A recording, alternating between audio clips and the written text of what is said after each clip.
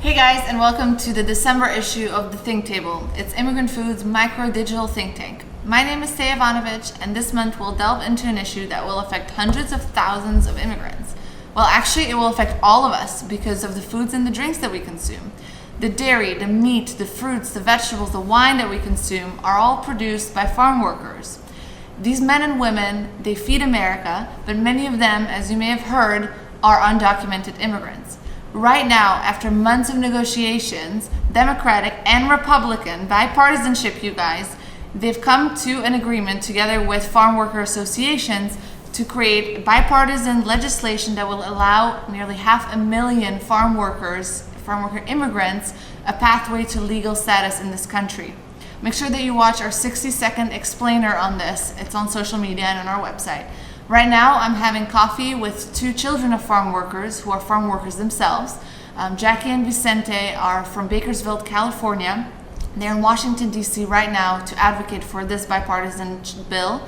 And these kids, they grew up afraid every single day of their parents being deported. They were segregated in schools because of the color of their skin and because of their migration status. Let's chat with Jackie and Vicente. Growing up in Bakersfield, California was hard. My parents, they're both farm workers. I was a little girl. My memory's kind of off, but I remember them leaving us with the babysitter at 6 in the morning, but they would wake up at 3 in the morning to pack their lunch. They would wake us up at 3 as well, so we can get ready, pack our clothes, make sure everything's ready.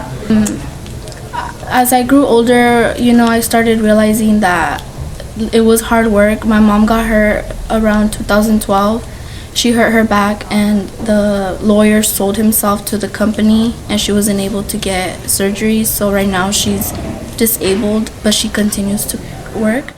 Growing up in Bakersfield was pretty tough because we had to get up early in the morning to get my brothers ready, to get the food ready, help out my parents, get their equipment ready for work, go to the fields, and it would be from 4 a.m.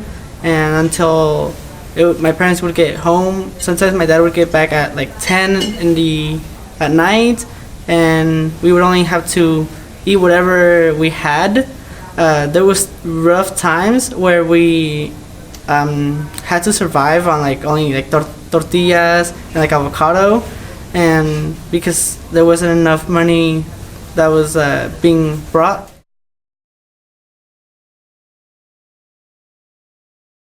Till this day, I still live with fear of my parents being deported. They're both undocumented. I remember once my dad, he was working really late and it was around 10 at night, and it was around the time that we were having ICE raids, and I was super scared. It scares me the most since my little brother is undocumented as well. My sister, fortunately, she was born here, and I fortunately have DACA, so me and her are protected. We've had conversations where my mom's like, if I don't come home, if your dad doesn't come home, you know what to do.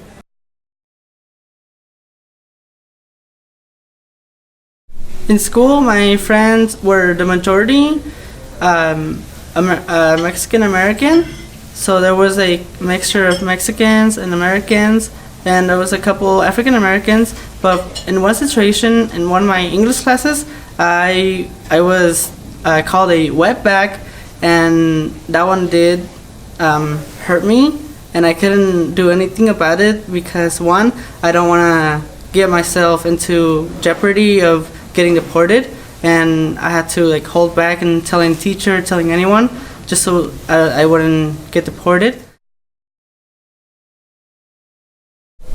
The passing of this bill is very important. I don't think people understand the importance and how much it could impact my community or all the communities out there who have farm workers. As I mentioned, my parents are farm workers. I myself am a farm worker. I have colleagues, I have friends who are farm workers, and it sucks that they don't have any immigration status and they live in the fear that they will get deported. For example, my mom, she wasn't able to go to Mexico for where my grandma passed away So to know that many people are possibly going through those same hardships, it literally breaks my heart. This bill would really benefit me and my family because we have worked in the fields for over 10 years, and there are people who are very skilled. For instance, I myself I was developing a waterproof laptop for my high school project, and I'm now working on another engineering project for a stove. And I think we have a lot of great students, DACA students, and even students without any legal status that are very bright, and they need that extra help to brighten up and for people to see that we are really skilled and we have a lot of talent to bring to this country.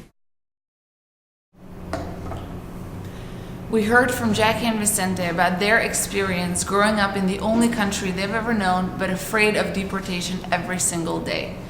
This bill, this bipartisan bill, is their only chance of receiving legal pathway to remain in this country. The bill, if it passes the House, will go to the Senate and would then have to be signed into law by the President. Learn more about this super important issue of immigrant agricultural workers by looking at the Think Table or following us on social media at Immigrant Food or using the hashtag United at the Table. See you guys in January for the next issue.